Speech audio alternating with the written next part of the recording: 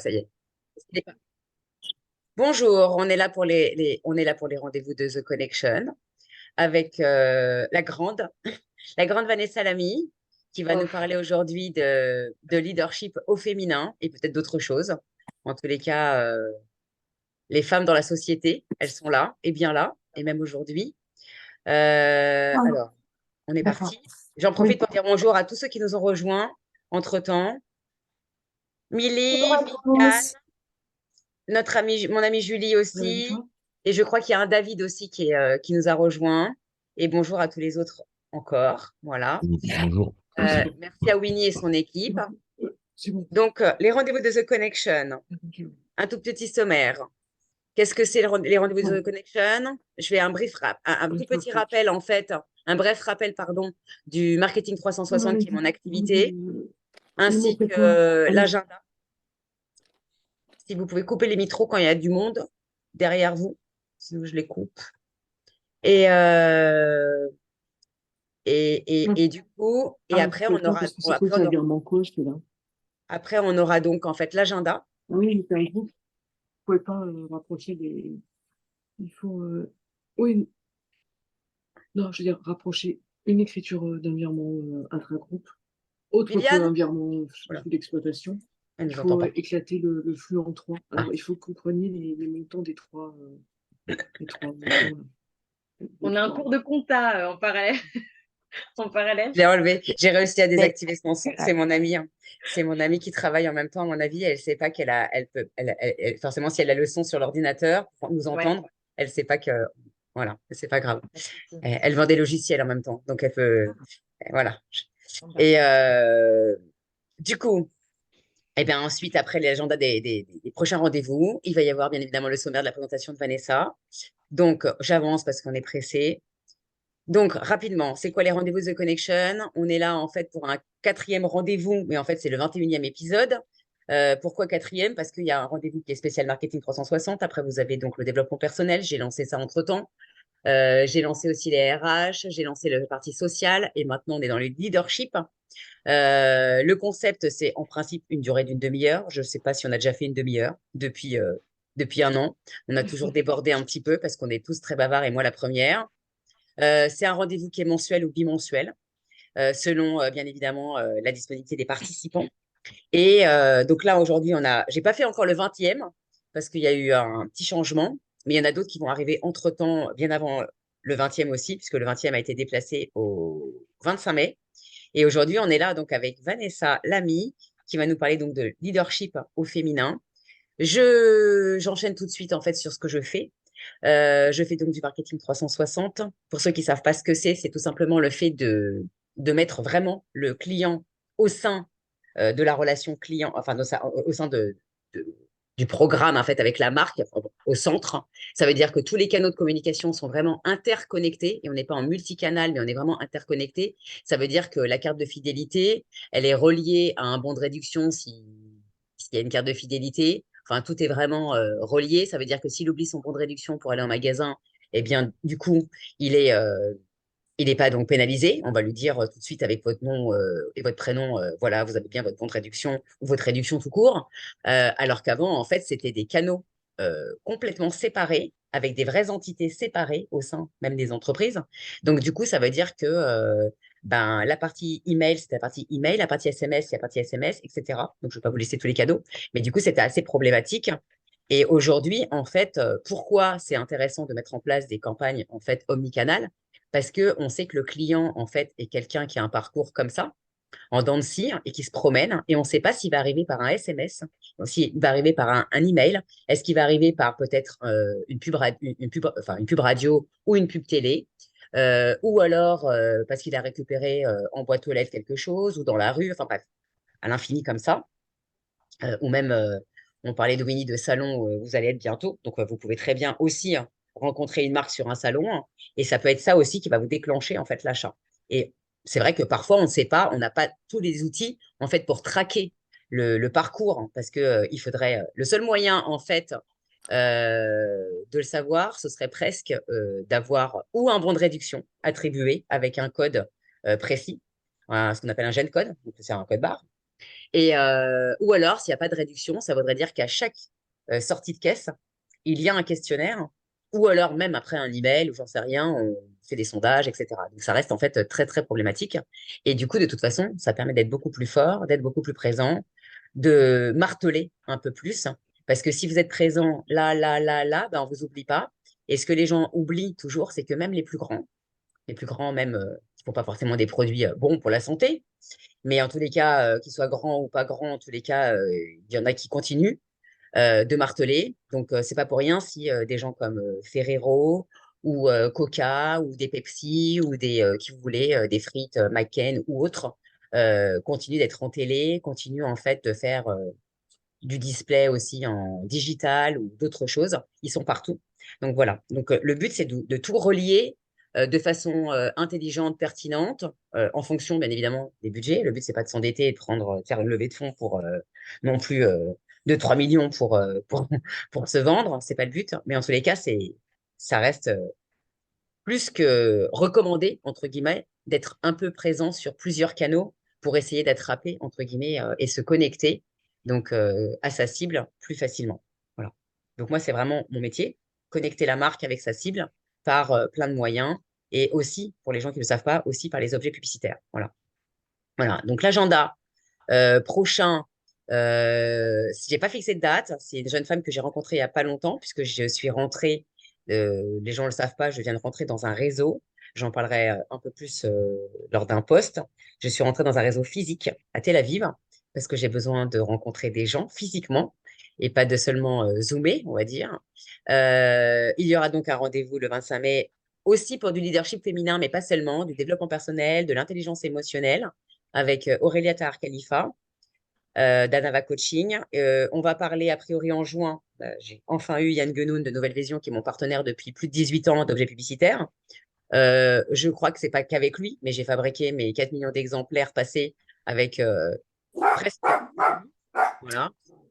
Et bah, si vous êtes dans un monde euh, entre guillemets, en lien avec mon métier ou dans le développement personnel ou dans les RH ou autres, ou social ou autres, vous êtes les bienvenus. Donc, je vous attends en MP sur LinkedIn, bien évidemment.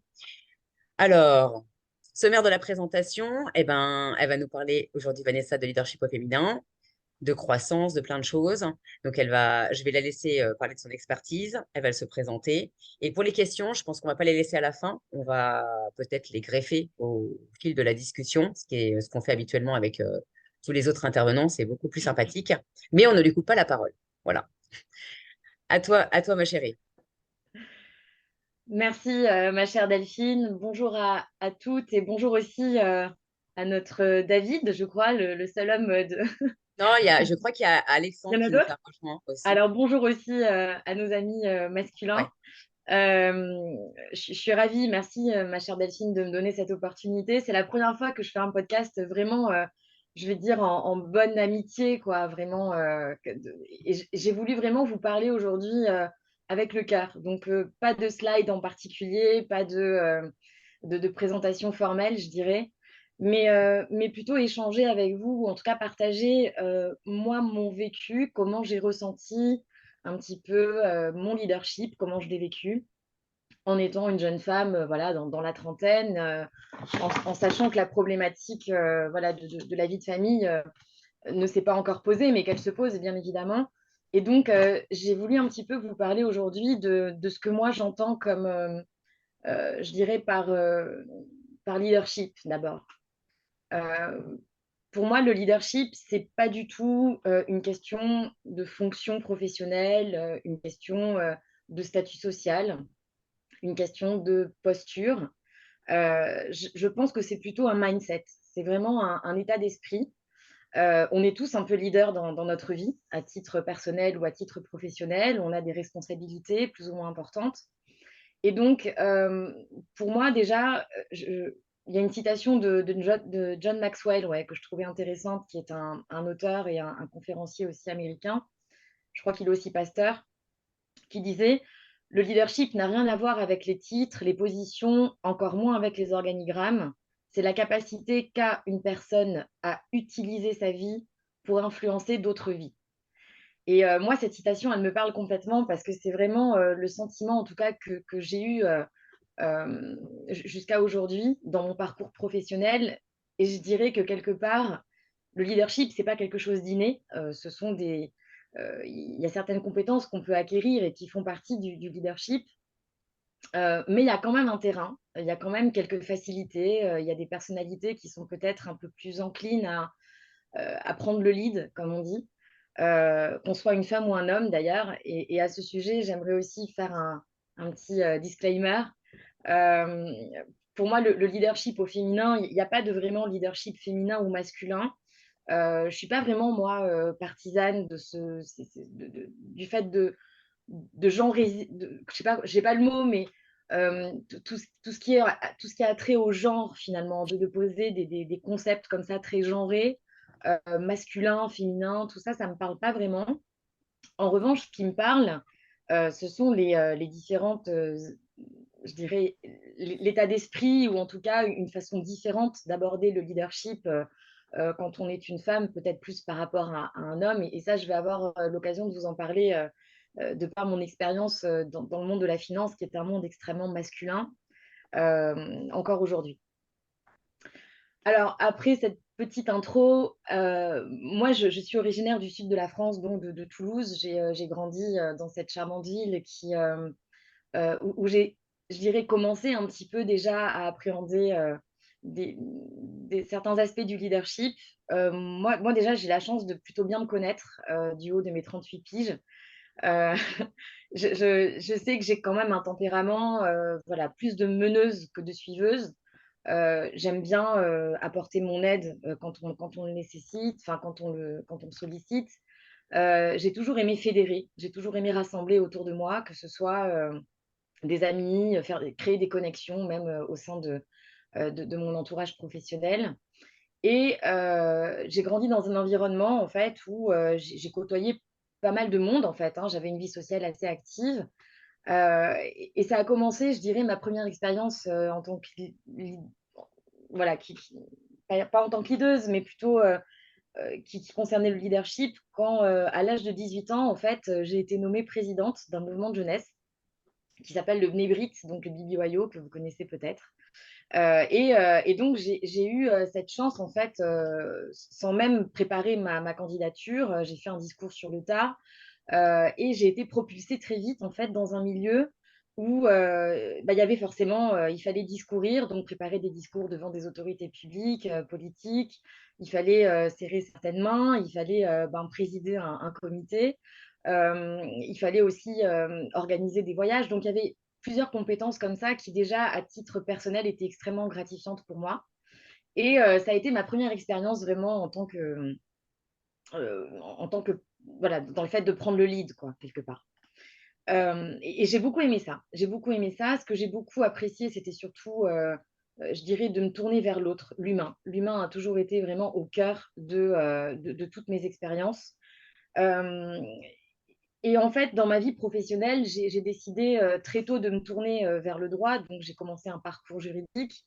L'avocature m'a toujours tentée. J'étais très inspirée par ces hommes comme ça et ces femmes avec des revers de manche qui exprimaient leurs opinions, qui s'affirmaient, qui avaient cette capacité aussi bah, de dire les choses même quand c'était pas forcément politiquement correct.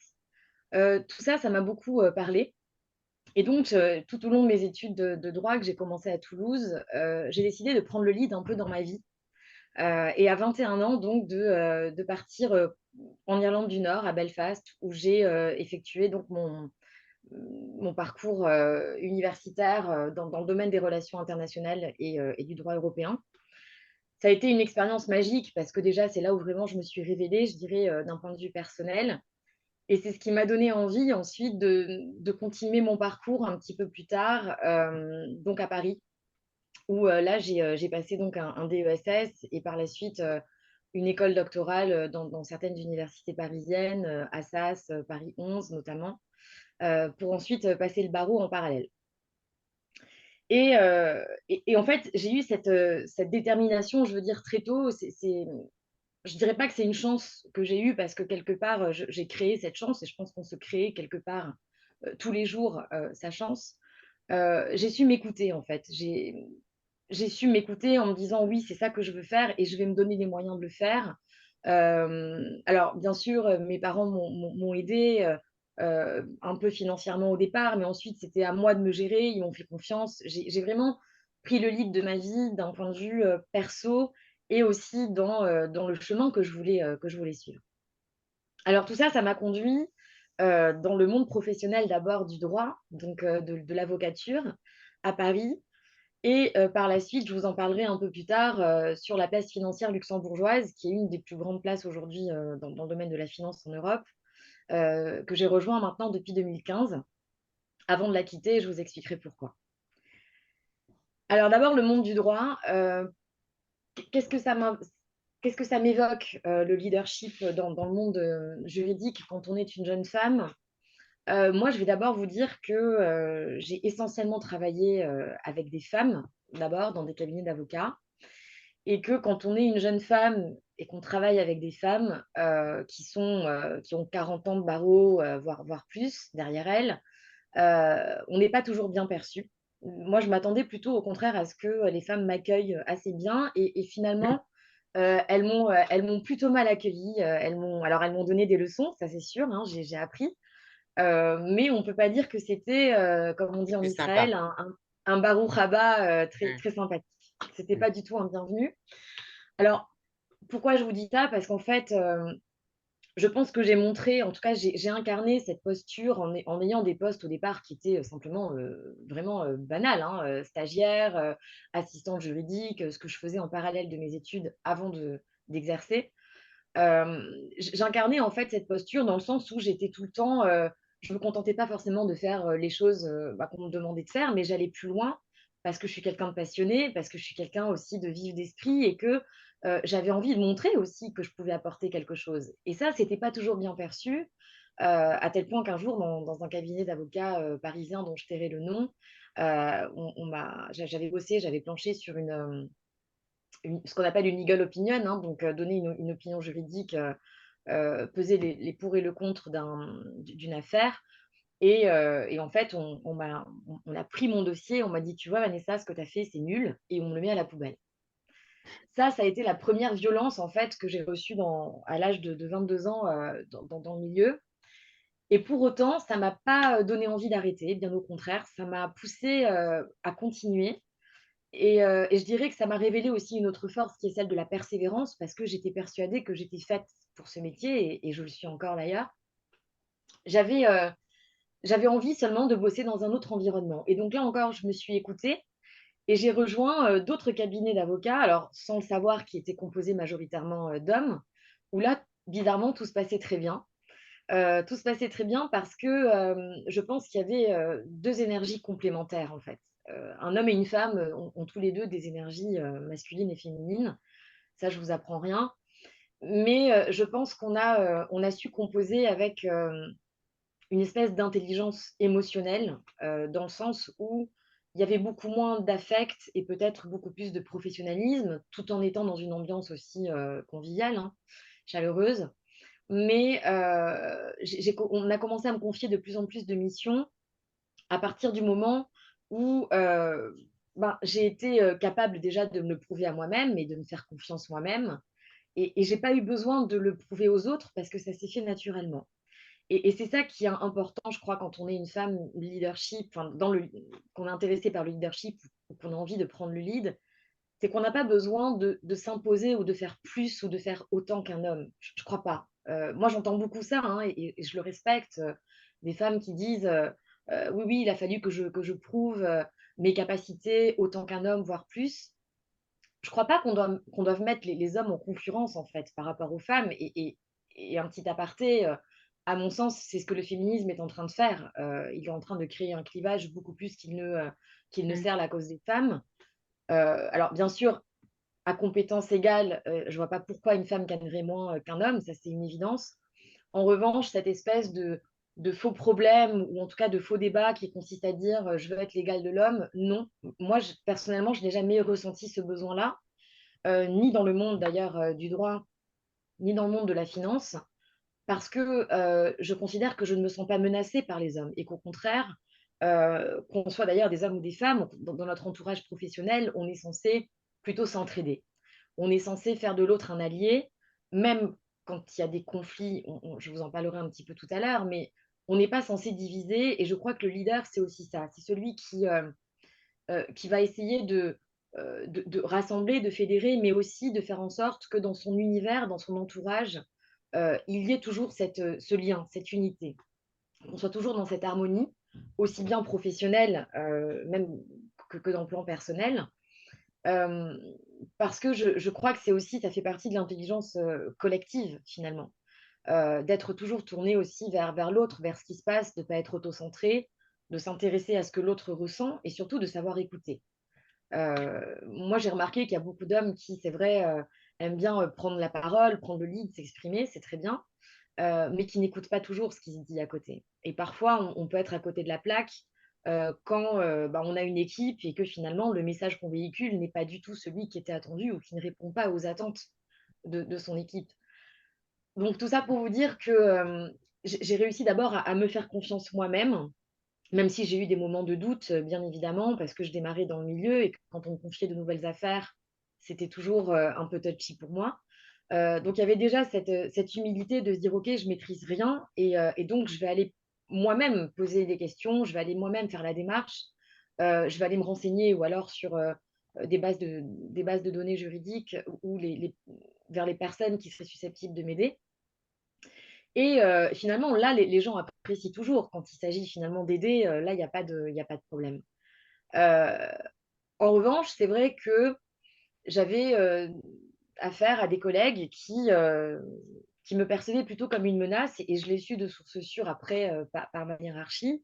Parce que j'avais cette tendance à aller en fait moi-même faire les choses, à être assez proactive et à ne pas me contenter finalement de faire simplement le job, quoi. C'est vraiment ce qui m'animait, c'est de faire mon job avec passion et c'est ce qui m'anime toujours. Donc dans le monde du droit, ça a été ça. J'ai été vraiment accueillie avec beaucoup de bienveillance et je dirais qu'on m'a laissé ma place aussi. Euh, je crois que pour pouvoir prendre le lead, ou en tout cas pour pouvoir être à sa place dans son travail, driver, gérer son dossier ou même gérer une équipe, il faut pouvoir aussi prendre sa place, la trouver et savoir la garder. C'est-à-dire que c'est aussi une question de responsabilité pour moi, le leadership.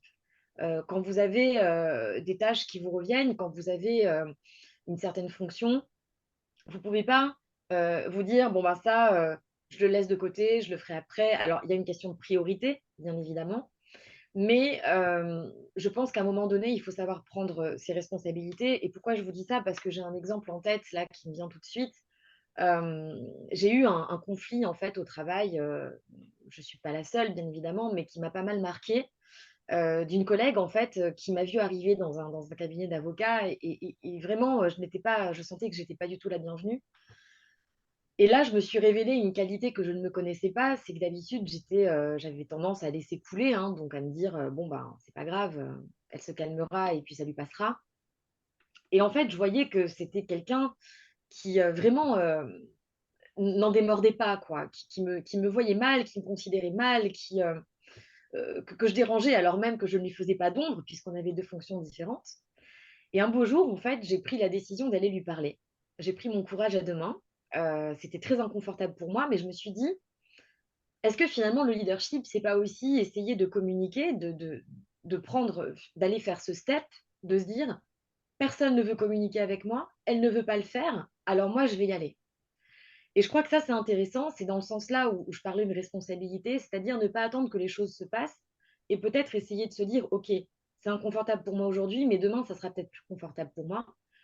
Et donc, c'est ce que j'ai fait. J'ai été lui parler.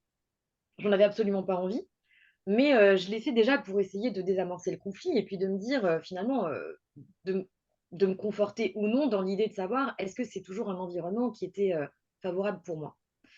Et ce qui s'est passé, c'est que cette personne a plutôt bien accueilli donc ma démarche. On a rétabli le lien. Je voyais que par la suite, le lien était toujours rompu, donc j'ai encore ressollicité cette fois un meeting avec elle, qu'elle a accepté. Les choses se sont calmées pendant 2 semaines, et puis 2 semaines après, rebelote, j'ai vu que j'avais effectivement encore affaire à une personne étaient récalcitrantes et même pire, qui essayaient un petit peu de liguer l'ensemble de l'équipe contre moi. On était dans la même équipe, hein, donc j'avais pas du tout de poste hiérarchique à ce niveau-là. Et en fait, ce qui s'est passé, c'est qu'à ce moment-là, je me suis dit, bon, bah, le dernier recours, c'est vraiment d'aller voir la hiérarchie et puis de parler de ce problème-là. Et là, on m'a dit, ben, tu sais, Vanessa, cette personne-là, elle est dans cette boîte depuis plus longtemps que toi. Toi, tu viens Donc d'arriver et intouchable. puis intouchable, exactement. Et donc, on a commencé à m'endormir en me disant, tu sais, on peut vraiment rien faire. Tu es un très bon élément, mais on peut quand même rien faire pour toi. Et là, je me suis dit, OK, qu'est-ce que je fais en fait? Est-ce que je continue de rester dans une fonction qui me plaît, mais où finalement l'environnement n'est pas OK? Ou est-ce que je décide là encore, de prendre la direction de ma vie, le chemin que je veux pour moi, qui n'était absolument pas cet environnement-là, et de sortir de ma zone de confort et de quitter ce job-là? Et donc, en fait, ce qui s'est passé, c'est que j'ai pris le temps de la réflexion et puis de façon tout à fait transparente, j'en ai référé à mes boss qui m'ont dit écoute, non, ne pars pas. Ils ont essayé de me retenir, mais en même temps, la solution n'était pas trouvée. Et c'est là où je me suis dit finalement, Vanessa, quelle est la différence entre quelqu'un qui a une fonction hiérarchique, comme celle de mon patron, mais qui n'a pas pu trouver de solution, ou qui n'a pas voulu, ou qui n'a pas su parce que ça rangeait ses intérêts, et celui qui finalement n'a pas de fonction hiérarchique, comme moi, puisque j'étais une simple juriste à l'époque, mais qui pour autant a fait toutes ces démarches qui pour moi sont clairement du leadership, et qui décide en fait de prendre le lead à la place du véritable patron. Et c'est là où je me suis dit, c'est vraiment pas une question de fonction, de statut social ou de posture. C'est vraiment un état d'esprit. Il y a des gens aujourd'hui, et j'en ai eu la preuve, qui sont dans des fonctions de PDG ou autres et qui n'ont pas vraiment cette capacité de trancher quand il faut trancher. Et il y en a d'autres qui sont à des postes d'assistants, de juristes ou autres, et qui finalement sont capables de se sortir d'une situation par eux-mêmes sans avoir à compter sur les autres. Et ça, pour moi, c'est une des caractéristiques du leadership quand on est une femme aussi, c'est-à-dire savoir à un moment donné ce qui est bon pour nous et puis passer Et à la prochaine étape. tu l'as dans plein de domaines. Et c'est vrai que là, pour le coup, c'est un problème d'argent, en fait. Si cette nana, elle est là et qu'après, ben, peut-être que tu connais pas tout l'envers du décor, Mm, mais c'est valable dans plein de domaines. Tu vois, j'ai complètement. oublié de le dire et avant de démarrer, parce que je dédicace bien évidemment ce webinaire à maman. Et dans le monde, maman a été professeure sur sa fin de carrière et dans un CFA, dans un endroit pas très sympathique, alors qu'entre-temps, heureusement, avait déménagé parce que, enfin, même si elle n'y était plus, hein, c'est à la porte de la Chapelle. Donc forcément, avec tout ce qui a pu se passer à côté, hein, entre-temps. Et maman a été menacée tous les jours, maltraitée, en fait, par ses élèves. Et en même temps, bisoutée, on va dire, bisoutée, en fait, par les anciens profs. Et ben, ça a été très simple. Elle a été en arrêt de maladie pour un problème d'opération du pied qui n'a absolument rien à voir avec quoi que ce soit. Et ma maman était obligée, en fait, à son retour, en fait, de devoir feinter, prendre des bus pour semer, en fait, des élèves qui pouvaient la suivre, en fait, à la sortie des cours. Et jusqu'au jour où je lui ai dit, écoute, tu sais quoi? Vu combien t'es payé, parce qu'en plus, enfin, j'ai toujours pas compris comment c'est possible que des profs, à part si on est peut-être prof en fac ou dans une école privée, peut-être, mais sinon les salaires sont vraiment au ras des pâquerettes. Mm. Et du coup, je lui ai dit, écoute, tu vas quand même pas risquer ta vie pour 1 200 euros. Donc, écoute, tu vas rentrer à la maison et, et tu vas arrêter de travailler. On va se débrouiller entre Mm. ton salaire et ta pré-retraite. On va se débrouiller. Mais il n'est pas question que tu mettes ta vie en danger pour si peu.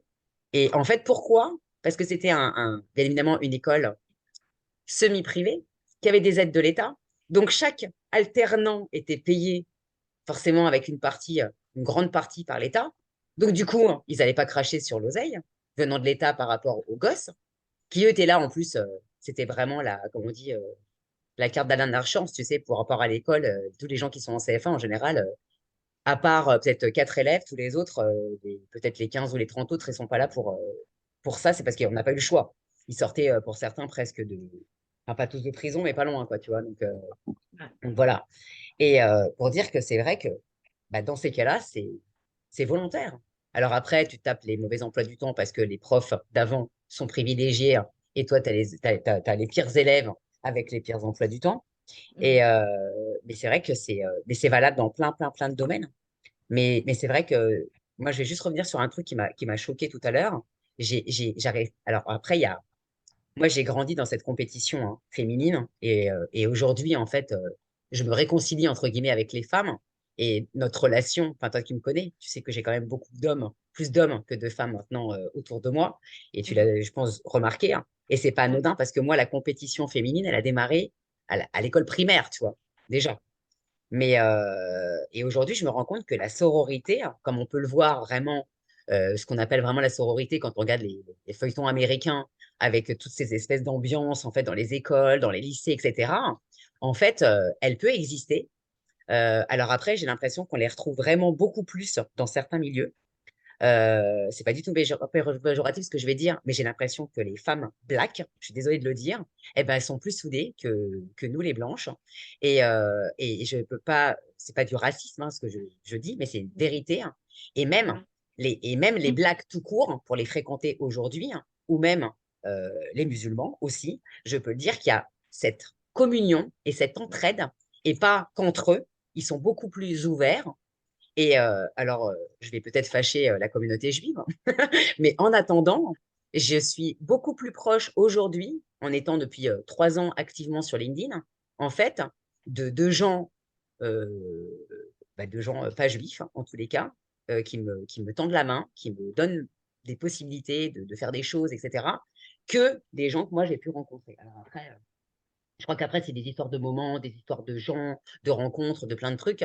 Mais c'est vrai que j'arrive pas à comprendre, en fait, entre celui qui a pas le courage, pour être poli, hein, en fait, de prendre ses responsabilités, hein, et ces guéguerres, on ne sait pas pourquoi, parce que moi, je l'ai vécu même au début, quand je suis rentrée à l'agence, quand je suis rentrée dans mon agence de com, en fait, il y a donc presque 23 ans, j'ai eu une dingue comme ça. Voilà, je peux en parler. Et c'est clair que la nana, on n'était pas en compétition parce que elle avait le même boulot que moi, on allait lui proposer un job. En fait, on n'était pas dans la même équipe, on n'avait aucune concurrence. Et elle me tirait dans les pattes constamment, mais des trucs débiles, genre, mais pourquoi t'as pas remis tout de suite du papier dans la photocopieuse? Bah, parce que tu vois bien que j'ai un coursier là. Donc d'abord, je fais partir mon pli, et puis après, je remplis de la bécane, quoi. Donc, tu vois, et t'es là, tu te dis, mais elle est neuneu, c'est quoi son problème? Et c'est vrai qu'il y a des trucs que tu comprends pas, quoi. Et c'est vrai que j'ai pas compris, moi, ces coups bas ou ces méchancetés. Enfin, voilà, après, Mhm. et bon, c'est vrai que les responsabilités et les guerres, parfois, elles sont. Je crois que quand tu creuses, c'est beaucoup de complexes d'infériorité en fait qu'ont ces gens.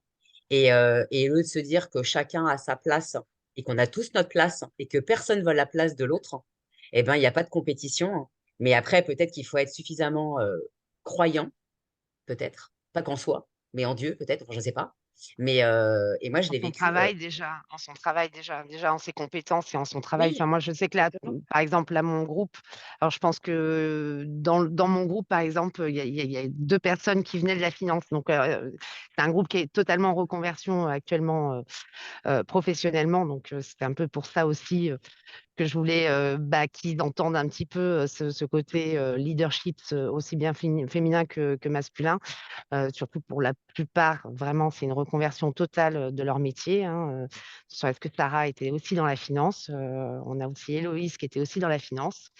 Voilà, chacun a eu un petit peu un parcours différent. Et c'est vrai que là, aujourd'hui, ils se retrouvent dans le web en tant que community manager dans un groupe particulièrement féminin, pour le coup. On a un garçon, hein, David, voilà, qui s'intègre très bien. Hein. C'est un homme très ouvert, mais c'est vrai que forcément, elle se pose des questions sur comment entrevoir ce nouveau métier, arriver dans des équipes qui vont peut-être être plus jeunes qu'elle ou peut-être plus vieilles, hein, voilà, mais comment créer leur place dans ce nouveau métier aujourd'hui où on sait qu'il y a déjà beaucoup de monde et qui est essentiellement féminin, d'ailleurs, entre autres dans la communication digital, c'est vrai que c'est un métier et pas que particulièrement digital. Et féminin. pas que digital. Ouais, pas que digital, mais ça vient déjà du traditionnel qui s'est transposé sur le digital et on est resté, c'est assez féminin. Il y a quand même une forte concurrence, hein, on le sait bien, voilà, dans la communication digitale comme dans la communication. De toute façon, il y a un secteur, voilà, de concurrentiel. Heu, Comme je leur ai expliqué, oui, ils ont un projet à réaliser, dans leurs études. Non, il y a pas de concurrence entre eux, et c'est pas une compétition non plus. Mais c'est vrai que c'est toujours compliqué pour des personnes qui se reconvertissent de trouver leur positionnement dans ce nouveau métier et dans ces équipes qui sont déjà bien formées dans les entreprises. Hein. Tu as Et un vous avez conseil le à leur droit de donner parler, hein. avant que je Voilà, prenne la c'est parole? ça. Tu as un conseil, Vanessa, à donner? Parce que moi, j'en ai un. Absolument. Moi, je pense que tout part de soi, sans vouloir faire du développement personnel à 2 francs 50, mais je pense sincèrement que si les femmes déjà étaient beaucoup plus confiantes en elles-mêmes, c'est-à-dire qu'elles se disent, OK, je suis à ma place, c'est mon job, je mérite ce poste-là, on m'a recruté pour des compétences, les autres sont mes alliés, on est une équipe, on est une team.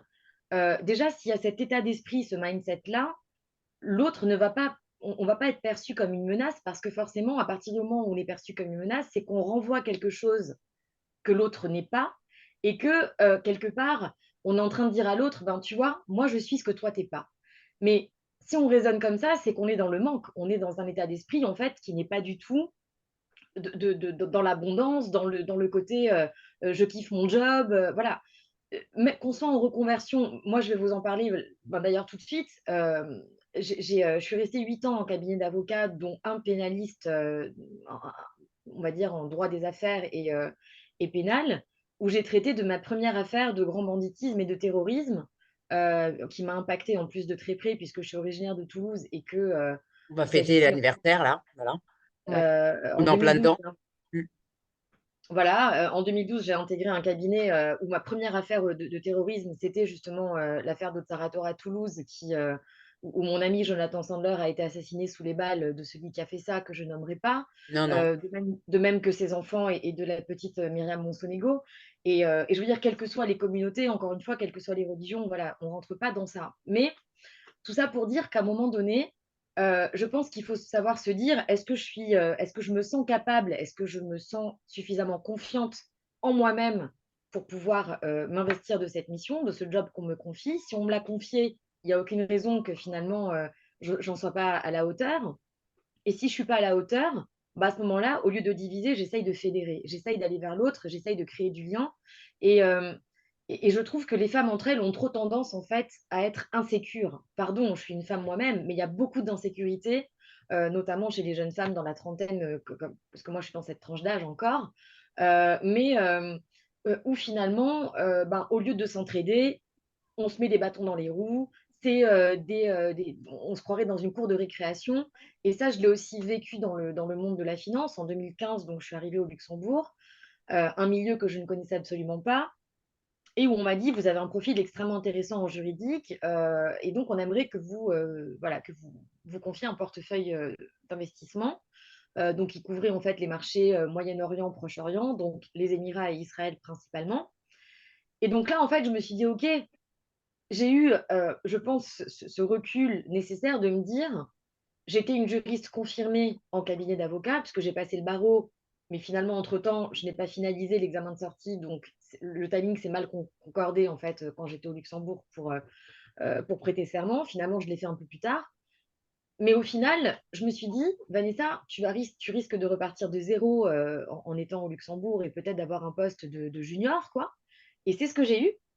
C'est ce que j'ai eu. On m'a confié un poste de junior corporate avec un petit portefeuille de 50 sociétés au départ.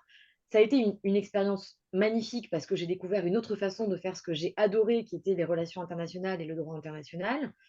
Parce qu'en réalité, au travers donc des véhicules d'investissement, donc des sociétés commerciales et des fonds que je créais pour les clients, il y avait aussi toute cette partie, lutte anti-blanchiment de capitaux, financement du terrorisme, que je devais aussi monitorer. Et donc, c'était une autre façon de faire du droit. Et je me suis dit: «Waouh, finalement, quand on ouvre un peu ses horizons, quand on ouvre un peu son esprit, on découvre de nouvelles opportunités auxquelles on n'avait jamais songé finalement». Et ça m'a donné envie aussi, au-delà du milieu, qui était, de l'environnement qui était, nouveau pour moi, ça m'a donné envie en fait de continuer dans cette voie-là. Et donc, j'ai gravi les échelons. Alors ça n'a pas été facile, mais j'ai eu la chance d'avoir un mentor. Alors pardon, mais pour le coup, c'est encore un homme, qui s'appelle Jean-Hugues, que j'ai adoré, qui était mon N+1 et qui avait cette humilité, en fait. Il incarnait vraiment la force tranquille, le côté confiant, le côté, calme en expliquant les choses.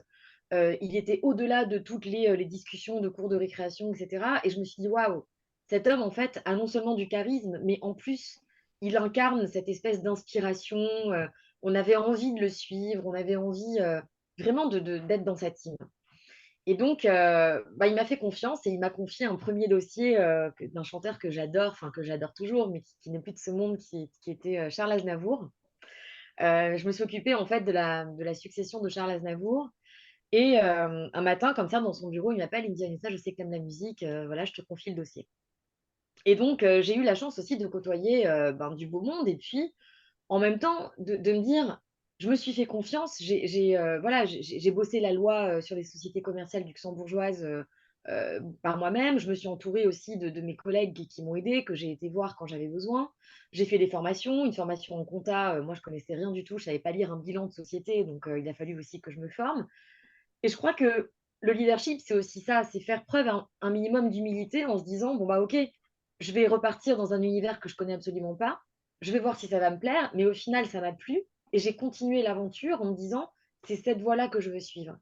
Et je pense qu'il faut s'écouter. Encore une fois, tout part de soi, il faut s'écouter. Je suis passée ensuite senior, puis manager, et dernièrement responsable du département compliance, donc conformité, où j'avais à peu près plus de 400 sociétés et fonds d'investissement à gérer, avec une équipe, avec tout ce que ça comportait en management. Et finalement, j'ai jamais eu l'impression de l'idée, quoi. C'est-à-dire que ça s'est fait tout à fait naturellement avec mon équipe.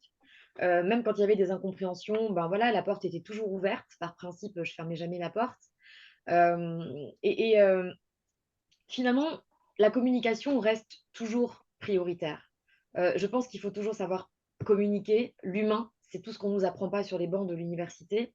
Le capital humain est indispensable dans le monde professionnel et il faut savoir prendre soin des relations humaines. On passe dans un couloir, ça commence par dire bonjour. Et je suis quand même choquée de voir qu'il y a quand même des gens, même dans une société, enfin moi j'ai travaillé dans des sociétés à taille humaine, comme des sociétés de 600 personnes, où il y a quand même des gens qui passent devant vous et qui ne vous calculent même pas en disant bonjour. Et je trouve quand même que là, on est, pardon, mais au summum de l'irrespect. Ça n'a rien à voir avec le fait d'être un homme ou une femme, encore une fois. Mais il y a quand même une certaine attitude, une certaine... moi, je sais que voilà, j'adore sourire, j'adore déconner, j'adore l'humour. Tu me connais, Delphine. Et parfois, on m'a dit, mais tu sais, Vanessa, c'est pas très politiquement correct dans le monde de la finance quand même, de rigoler parfois. Ouais, mais moi, c'est ma façon de faire avec mes clients et mes clients me le rendent bien puisque c'est un portefeuille que j'ai consolidé pendant près de 8 ans. Et donc, au final, je crois qu'il faut savoir rester soi-même aussi. Il faut Ouais, savoir rester soi-même. l'authenticité, c'était ça en fait dont je voulais parler tout à l'heure. En fait, Voilà. si j'ai un conseil à dire à ceux qui sont en reconversion, hein, qu'ils se fassent confiance, mais surtout comme on doit être justement sur LinkedIn, et c'est ce que tout le monde prône, en fait, tous les créateurs de contenu dont je fais partie maintenant, voilà, je Ouais. peux me permettre, au bout de 2 ans de publication quotidienne, à un jour près peut-être. L'essentiel, c'est d'être soi, d'être authentique, de ne pas jouer un rôle. Et je pense qu'en fait, si demain, en fait, on choisit tel CM à la place de tel CM, c'est pas des histoires de budget, hein, c'est des histoires de personnalité, ces petites touches, en fait. C'est, je sais pas comment on peut l'appeler, hein. Mais, et c'est pareil, je pense, dans tout boulot. Donc, dans mon travail, c'est pareil. Quand on me choisit, je pense que c'est aussi parce que je suis moi et parce que je pense que des gens qui font du marketing omnicanal, alors on est peut-être moins nombreux que dans le web, peut-être, mais à avoir ces compétences. Mais on choisit quelqu'un aussi hein, pour ce qu'il est, pour l'humain qu'il est. Je pense que c'est ça, en fait. Et moi, c'est exactement pareil. En fait, c'est ce que j'explique aujourd'hui. Et c'est la raison pour laquelle moi, je suis entrepreneuse et plus salariée. C'est qu'aujourd'hui, en fait, je choisis pas un client ou un client, enfin, j'ai pas envie peut-être de travailler avec un client qui va me vendre enfin, qui lui proposera par exemple des produits qui sont complètement antinomiques avec mes valeurs. Aujourd'hui, je prône en fait, alors je suis pas écolo par exemple, mais je fais attention à la planète. Ça veut dire que malheureusement, j'ai démarré dans ma carrière à presque 23 ans en travaillant pour Monsanto. Voilà. À l'époque, je connaissais pas Monsanto, hein, je connaissais pas Roundup et tous leurs produits de merde. Et que voilà, on peut le dire. Moi, j'ai été embauchée et au début, je travaillais en fait sur tout simplement les réclamations des offres de remboursement ou des offres différées en fait sur Roundup. Donc, les gens écrivaient pour recevoir en fait avec preuve d'achat, etc. En fait, ou un pulvérisateur ou des gants, par exemple. Et du coup, bah, moi, je m'occupais des réclamations. Donc, j'en suis pas très fière aujourd'hui. Ça m'a appris le métier tout court. Maintenant, c'est clair que demain, j'ai un gars comme Monsanto ou un labo pharma ou je sais pas qui, en tous les cas, de la bouffe, même un truc en grande distrib. Et s'ils m'entendent, c'est pas très grave, je m'en fous. Je préfère le dire. Je pourrais plus travailler avec des gens en fait qui vendent de la merde. Voilà, avec des produits en fait, avec pas seulement parce qu'aujourd'hui on en parlait encore ce matin avec Hicham parce qu'il a posté un truc là-dessus, c'est son métier. Aujourd'hui, il est là pour désinfecter avec des produits en fait sains les lieux et pas que les lieux.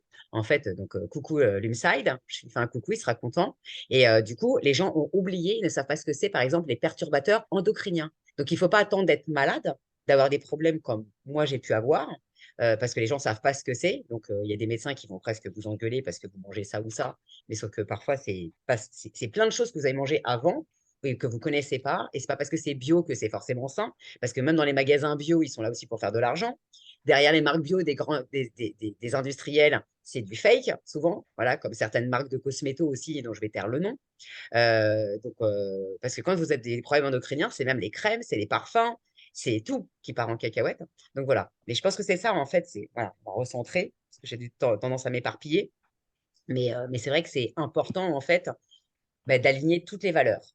Tout. Il faut que tout le monde soit aligné. Et c'est clair que si vous travaillez chez quelqu'un où la personne en face de vous, c'est quelqu'un qui a une tendance à nous faire croire qu'elle est bienveillante et qu'en vérité, quand on creuse, en fait, c'est plus un dictateur qu'autre chose. euh, et si le job ne se fait pas ou ça ne matche pas, eh ben moi, je me dis qu'il n'y a pas, il y a pas de, il y a pas de hasard. Euh, il y a forcément, en fait, un autre truc qui vous attend ailleurs pour du mieux et qui sera pour vous et vous vous épanouirez parce que c'est le but en fait de s'épanouir, de se réaliser, hein, d'aller ce vers quoi on tend. Faut pas l'oublier, on n'a qu'une vie, hein. Et alors, même si on peut parler des réincarnations, tout ce qu'on veut, en attendant, on est là. Et alors, le monde d'après, c'est le monde d'après. Mais en attendant, pour l'instant, c'est bien si on peut réussir ici et finir notre mission comme on l'a envie. Et du coup, voilà, si pas pour rien, si tous les jours mon hashtag c'est réaliser vos rêves, ça veut dire que c'est pas pour rien. Il faut se réaliser, il faut aller là où on a envie d'aller. Je peux en parler, voilà, moi aussi. J'ai, j'ai tout quitté, moi, hein, pour être en face de la plage.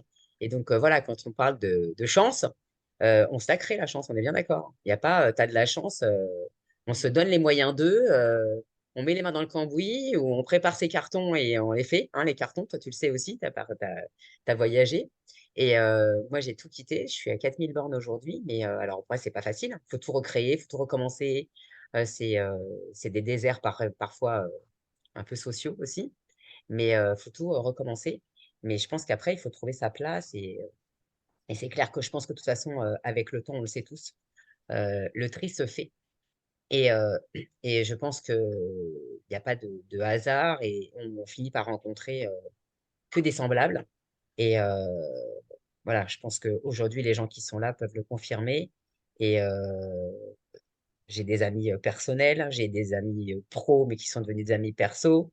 Voilà. Et Franck est un de mes plus grands, on va dire, ambassadeurs euh, que je salue, puisqu'on s'est déjà salué ce matin, mais il nous a rejoint entre-temps. Nathalie est comme ma petite sœur, alors qu'on s'est encore jamais vu, hein. Et voilà, c'est que des gens, en fait, qui nous ressemblent finalement avec le temps. Et je crois que c'est ça aussi. Je crois que le leadership, c'est aussi ça, en fait, de savoir ce qui est bon pour nous, hein.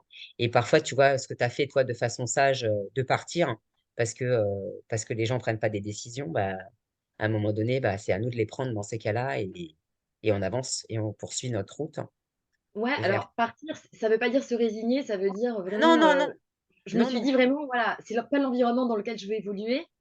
Et c'est vrai que par la suite, comme tu as si bien dit, il y a d'autres choses. En fait, moi, je considère qu'il faut, à un moment donné, calmer son mental et ses pensées comme ça, un peu folles, qui consistent à se dire, ah mais oui, elle va me piquer ma place, mon poste, etc.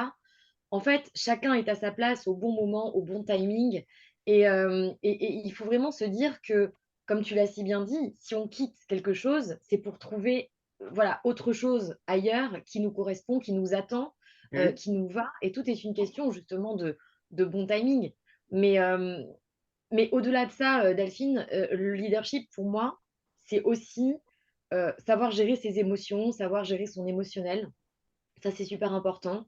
Et je pense que quand on a une équipe essentiellement féminine, il y a beaucoup plus d'affect et peut-être un petit peu moins d'intellect, je dirais. Donc, il faut vraiment essayer de canaliser ses émotions, ses énergies, de ne pas réagir à chaud. Tout ça, ça fait aussi partie. Moi, je sais qu'on m'a souvent dit, Vanessa, c'est bien, tu t'affirmes, on apprécie que tu dises des choses clairement. Mais c'est vrai que il y avait des moments où parfois j'avais besoin d'aller me calmer parce que ce que je voyais ne me plaisait absolument pas. Et je me suis dit, là, tu dois faire un travail quand même sur tes émotions pour essayer quand même bah voilà, de prendre les meilleures décisions et de ne pas réagir à chaud. Mais au final, tout ça pour dire, je terminerai juste parce que je vois l'heure tourner et moi aussi, je suis très bavarde.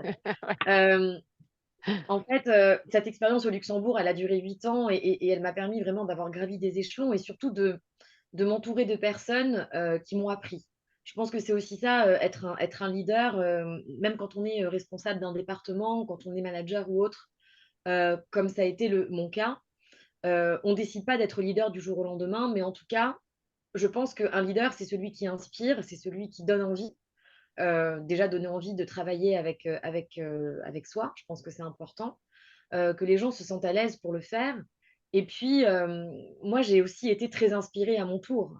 J'ai été inspirée, pas forcément par des gens qui étaient à un niveau hiérarchique supérieur, mais même par mes collègues, par une assistante juridique qui, par sa joie de vivre, voilà, son état d'esprit aussi m'a beaucoup inspirée. J'ai été inspirée par certains clients. Alors, c'est vrai que j'en ai connu des célèbres, des moins célèbres, mais par leur humilité surtout. Moi, ce qui m'émeut beaucoup, c'est de se dire que finalement, on n'a jamais fait le tour de la question d'apprendre, ni sur soi, ni sur les autres, ni sur son domaine d'expertise. J'ai encore beaucoup de choses à apprendre. Et d'ailleurs, j'ai pris la décision depuis maintenant quelques mois de monter en fait ma propre société et de faire du consulting en même temps de donner des cours, donc d'être chargée d'enseignement dans une niche de spécialisation beaucoup plus particulière qui est donc la conformité, donc la lutte anti-blanchiment d'argent et la lutte anti-financement du terrorisme en lien avec le secteur de la finance. Aujourd'hui, j'ai des sociétés, des plateformes crypto qui me contactent pour que je leur rédige leur plan, pour que je les forme.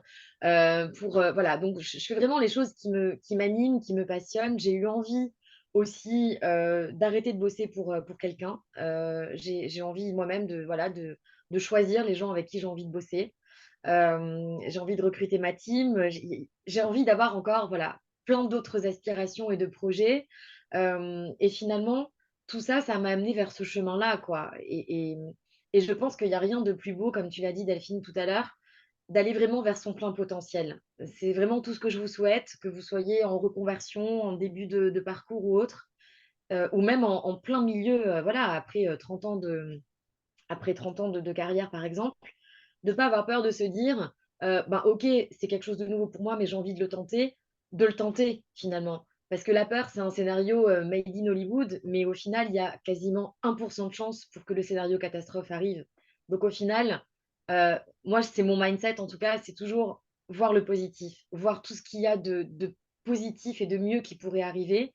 Et puis, bon, bah, les risques, de toute façon, on les gère, on est tous adultes, on en est capable, on les mesure. Et puis, l'essentiel, c'est vraiment de kiffer ce qu'on fait. Je pense qu'on n'a rien sans rien, ça demande de l'effort, mais le fait d'être fier de soi, de ce qu'on accomplit, c'est pas de l'orgueil, c'est simplement être conscient de sa valeur et de son potentiel. Voilà. Donc, je vous souhaite à tous, merci pour votre écoute, et je vous souhaite à Merci, tous hein. et à toutes un très très beau, voilà, un très beau parcours professionnel aussi, chacun dans vos domaines d'expertise.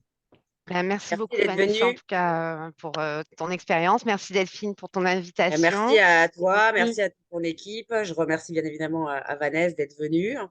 merci Je à tous. remercie tous les participants, Julie, Viviane, Alexandre, Franck et Christine aussi, que j'ai connue il n'y a pas très longtemps.